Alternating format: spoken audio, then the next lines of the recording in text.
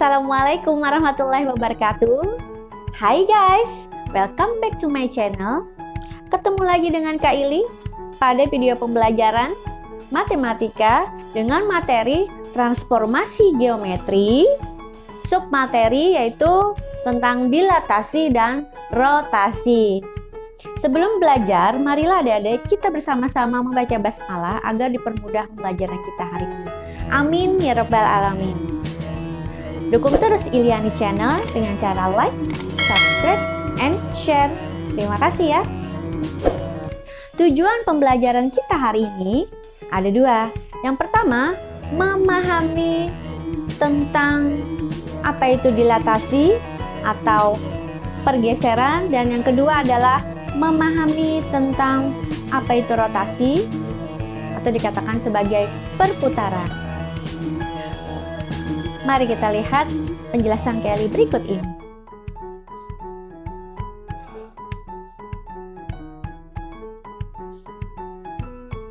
Nah adik-adik, pada transformasi geometri Kakak pernah menjelaskan bahwa yang akan dipelajari itu ada 4. Translasi, refleksi, itu sudah kita pelajari pada pertemuan sebelumnya. Nah hari ini kita akan mempelajari 2 dari transformasi geometri, yang yaitu dilatasi dan rotasi. Baik, langsung saja. Untuk dilatasi itu bisa dikatakan sebagai pergeseran. Jadi perubahan yang terjadi itu karena akibat adanya pergeseran titik ataupun benda pada bidang kartesius. Nah, apa sih itu dilatasi? Dilatasi merupakan pergeseran suatu titik atau benda pada suatu koordinat kartesius berdasarkan suatu perkalian. Nah, cenderung dia akan bertambah besar, tapi bisa jadi dia akan bertambah kecil. Kita dilihat dari faktor skala yang membuat dia jadi bergeser. Jika dilatasi dilakukan pada suatu bangun, maka bangun tersebut bukan hanya geser, tapi juga bisa diperbesar atau diperkecil. Itu pengertian dilatasi. Nah, jadi kalau kakak menggambarkan dilatasi itu, misalnya ada D, K. D itu anggap titik dilatasi, K itu adalah faktor dilatasi. Maka berdasarkan faktor-faktornya, hasil pendilatasiannya juga berbeda. Ini A-nya titik asal, ini aksen, titik bayangan, dan K-nya adalah faktor skala. Jika lebih dari 1, maka dia akan tambah besar bayangannya. Jika K-nya kurang dari 1 tapi lebih dari 0, maka aksennya tambah kecil. Jika K-nya kurang dari negatif 1, negatif ya, maka bangunnya akan semakin besar. Nah, jika di antara faktor skalanya kurang dari 0 dan lebih dari negatif 1, maka dari titik asal besar menjadi kecil dan dia akan berbalik arah, seperti itu. Untuk rumus dilatasi, rumus umumnya, lihat, ada 2 tipe ya. Tipe yang pertama, jika titik pusatnya, nah yang ini artinya 0,0, artinya ya 0,0 ini titik pusatnya 0,0 dengan faktor skala yang akan ditentukan, maka asal mula titik asalnya anggap X, Y, titik P ini terserah saja, nanti tergantung pada soal yang diberikan. Maka titik bayangannya atau titik hasil setelah didilatasikan menjadi K dikali X, K dikali Y. Jadi si faktor skalanya dikalikan dengan titik X, kemudian faktor skalanya dikalikan dengan titik Y. Itu untuk jika didilatasikan pada pusat 0,0. Bagaimana jika pusatnya A, B atau tidak lagi 0,0?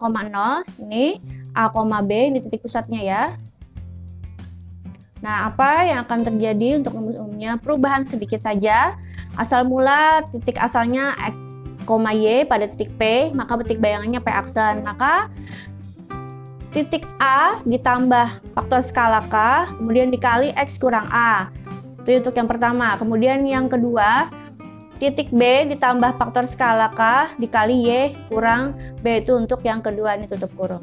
Nah, itu untuk jika perbedaannya, kita lihat dulu pada soalnya apakah dia di pusat 0,0 atau titik pusat A, B. Nah, sekarang kakak memberikan contoh. Kita lihat ini ya. Contohnya kalian klasifikasi dia titik pusatnya di mana ini. Suatu titik negatif 3,4 didilatasi dengan perbesaran 0,2.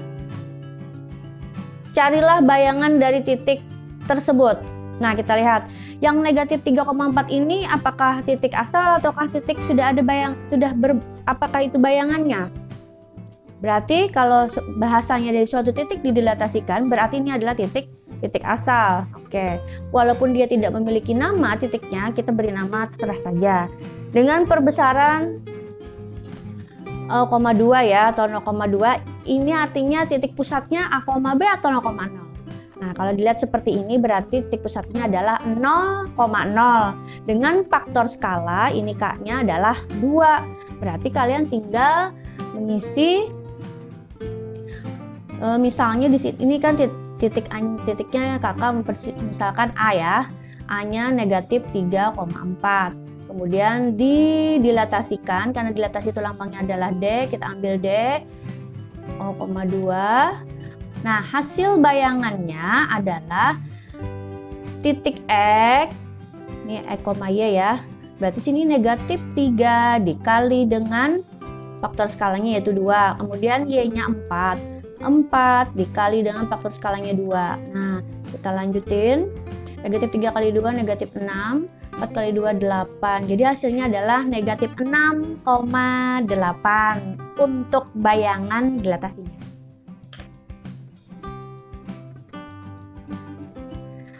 Oke, itu tadi dengan titik pusat 0,0. Sekarang mari kita lihat perbedaan bagaimana bila titik pusatnya A, B. Mari kita baca contoh soal nomor 2 untuk dilatasi. Hasil translasi, nah kelihatan kan hasil dari, maaf ini maksudnya dilatasi ya. Ini dilatasi. Hasil dilatasi titik A aksen adalah negatif 16,24. Merupakan bayangan dari titik A yang didilatasikan dengan notasi 1,1, negatif 4. Tentukan koordinat titik awalnya. Nah, ini sudah sangat terlihat jelas sekali bahwa pertanyaannya adalah tentukan titik asal atau titik awal. 1,1 itu merupakan A, B atau titik pusatnya, negatif 4 itu adalah faktor skalanya, dan negatif 16,24 itu adalah bayangannya, berarti X aksen, Y aksen. Nah, mari kita ingat-ingat kembali bagaimana bunyi rumus pada dilatasi jika pusatnya A, B.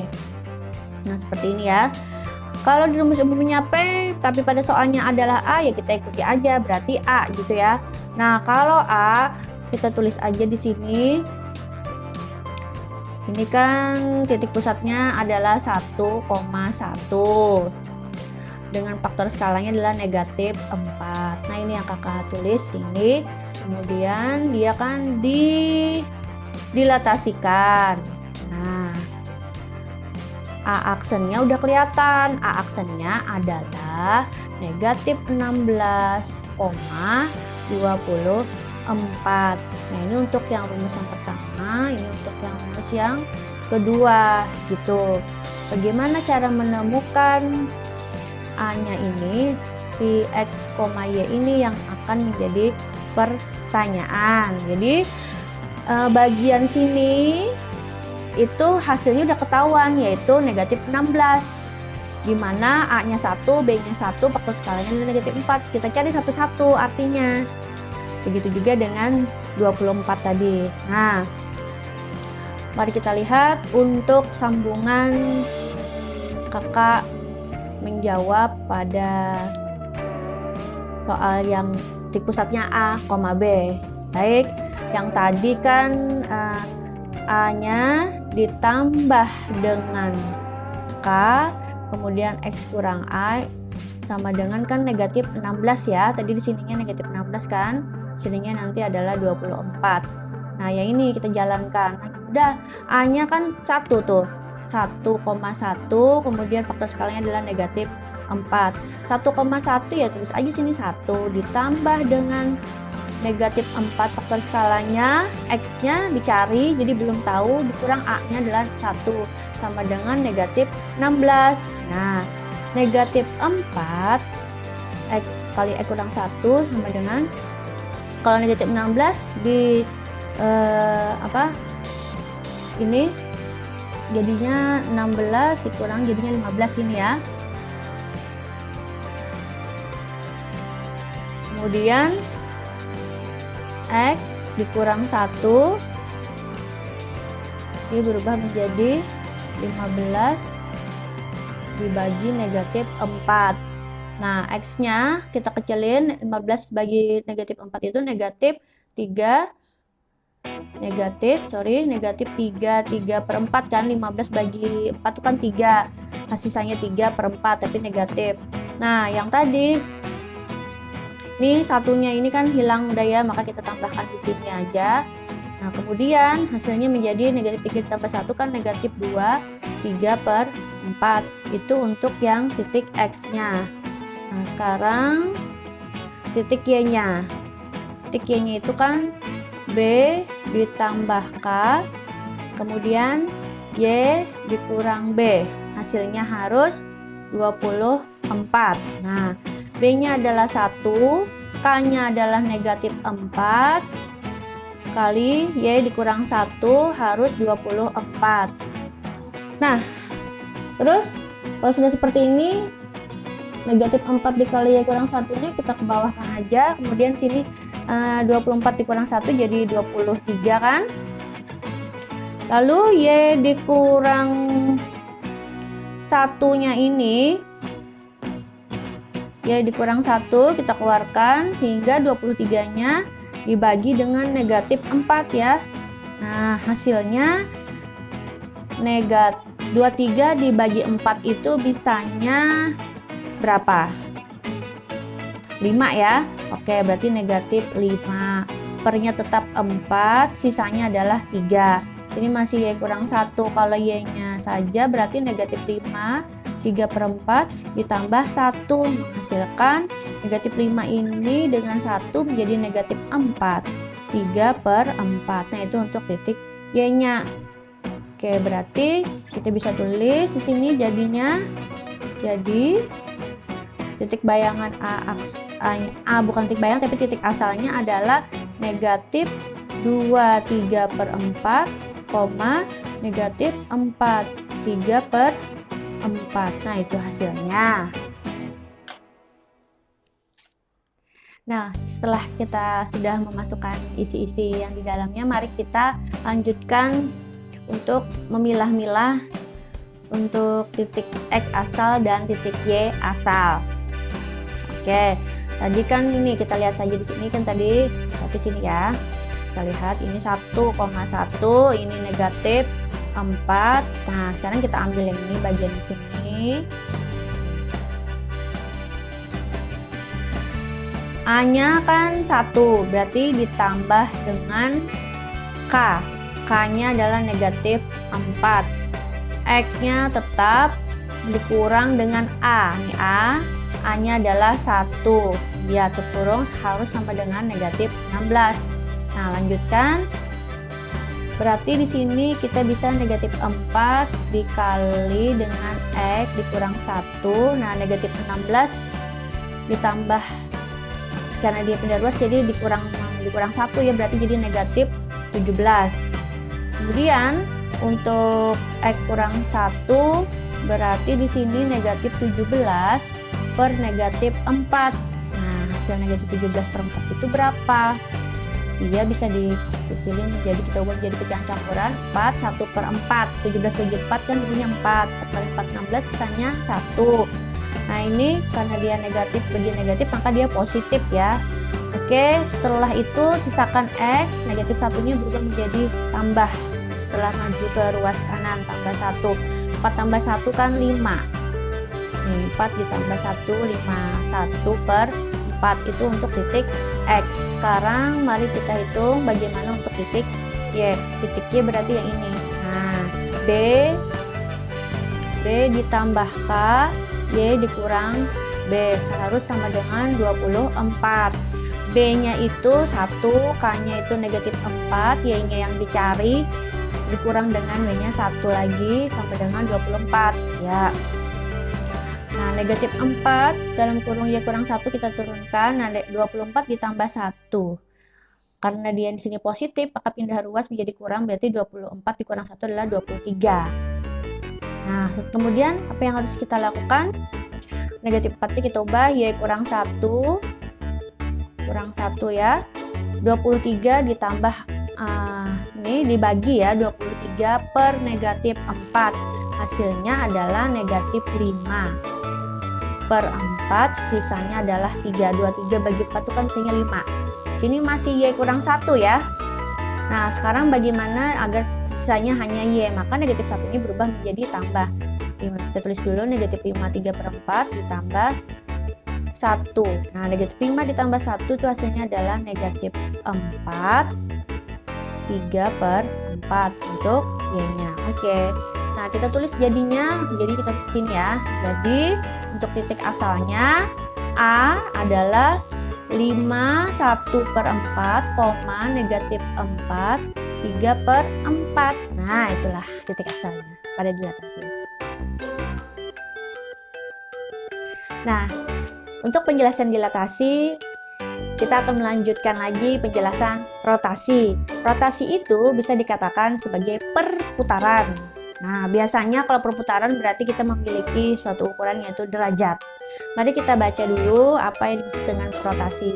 Rotasi adalah perputaran suatu titik atau benda pada bidang kartesius. Nah, rotasi harus memiliki pusat acuannya, pusat sebelum dia berotasi, dan juga berapa jauh rotasi itu dilakukan. Biasanya kita tulis dalam satuan derajat.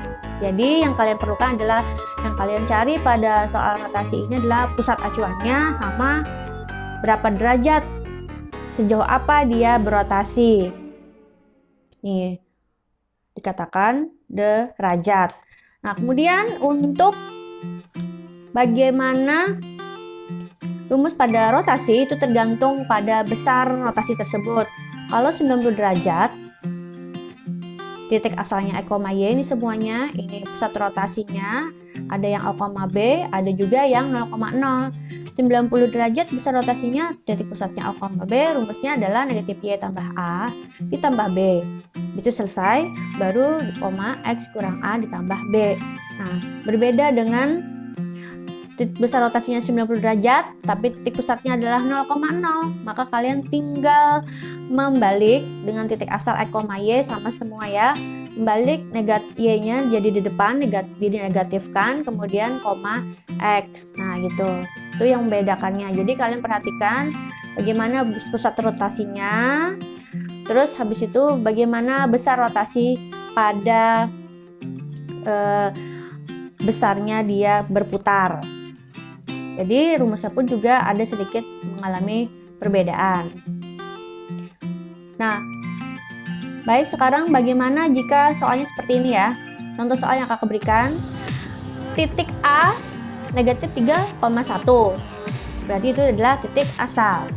Jika dirotasikan terhadap sudut 90 derajat dan 180 derajat. Berarti titik A ini dia mengalami rotasi ada 90 derajat dan 180 derajat. Pertanyaannya, tentukan bayangannya. Karena dia dirotasikan sebanyak 2, maka bayangannya juga ada 2. Yang 90 derajat berapa nanti hasil bayangannya dan 180 derajat berapa.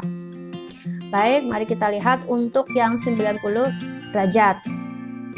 Kalau yang 90 derajat tadi, kita tulis dulu ya, titik asalnya adalah negatif 3,1. Nah, ini sebagai E, Y. Terus dirotasikan sebanyak titik pusatnya 90 derajat untuk besar rotasinya. Nah, kita sesuaikan tadi rumusnya. Titik asal, titik bayangannya adalah A aksen.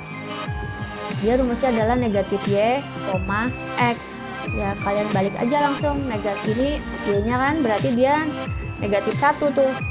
X-nya adalah negatif 3, tulis aja negatif 3. Nah, selesai untuk titik bayangan pada titik asal negatif 1 yang dirotasikan sebesar 90 derajat pada titik pusat 0,0. Nah, bagaimana dengan 180 derajat? 180 derajat, kita tulis A-nya tadi adalah negatif 3,1 ya. Ingat, ini sebagai titik asalnya, dinamakan E, Y, dirotasikan sebesar 180 derajat. Ini huruf mutlak, titik pusatnya 0,0 nih masih. Oke, 180 derajat, maka titik bayangannya adalah, hasil rumusnya adalah negatif X, negatif Y. Nah, kalian tinggal menegatifkan si X-nya itu negatif, dinegatifkan, X-nya udah duluan negatif, jadi kita negatifkan, negatif 1. Maka hasilnya adalah negatif kali negatif positif, 3, negatif 1. Nah, gitu untuk rotasi. Nah, bagaimana dengan penjelasan kakak? Semoga sudah paham. Adik-adik, mari kita simpulkan bersama-sama tentang dilatasi.